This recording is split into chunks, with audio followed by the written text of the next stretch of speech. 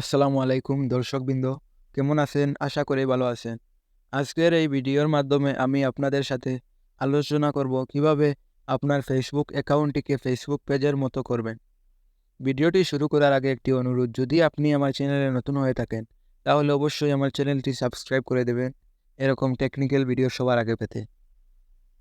আপনি আপনার ফেসবুক প্রোফাইলটিকে পেজে রূপান্তরিত করার জন্য দুটি সেটিংস করতে হবে। কিভাবে করবেন চলুন সেই প্রসেসটাই আমি আপনাদেরকে দেখাই। আপনি চলে যাবেন আপনার ফোনের ফেসবুক অ্যাপসে। তারপর এখানে প্রোফাইল আইকনে ক্লিক করে দেবেন।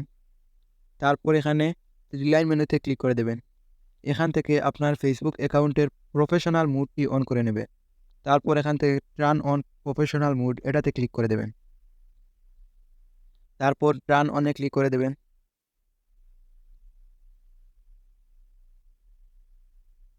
এখন কিন্তু আমাদের ফেসবুক অ্যাকাউন্টটির প্রফেশনাল মুড অন হয়ে যাবে। এখন আপনাকে আরেকটি সেটিংস অন করতে হবে। তারপর ব্যাকে চলে আসবেন। এখান থেকে উপরের দিকে 3 লাইন মেনু দেখতে পারবেন। আপনি জাস্ট 3 লাইন মেনুতে ক্লিক করে দেবেন। তারপর এখান থেকে সেটিংয়ে চলে যাবেন।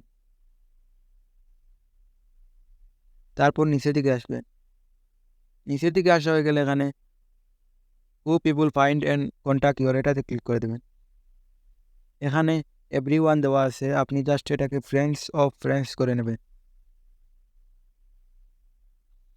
তারপর আবার এখান থেকে ব্যাকে চলে আসবেন। এখানে লেখা দেখতে পারবেন ফলোয়ার্স অ্যান্ড পাবলিক কন্টেন্ট এটাতে ক্লিক করে দেবেন। এখানে এটি পাবলিক করা আছে, পাবলিক থাকবে, এই যে পাবলিক থাকবে। তারপর এখানে এখানে ফ্রেন্ডসের উপর ক্লিক করে দিয়ে এটাও আপনি পাবলিক করে নেবেন। তারপর নিচের দিকে এটাও ফ্রেন্ডসের উপরে ক্লিক করে দিয়ে এটাকেও আপনি পাবলিক করে নেবেন। তারপর ব্যাকে চলে আসবেন।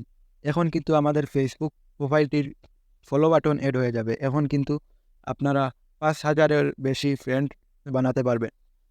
এখন কিন্তু আমি আমার প্রোফাইলে ঢুকি, দেখি তো আমার কি ফলো বাটন এড হয়েছে।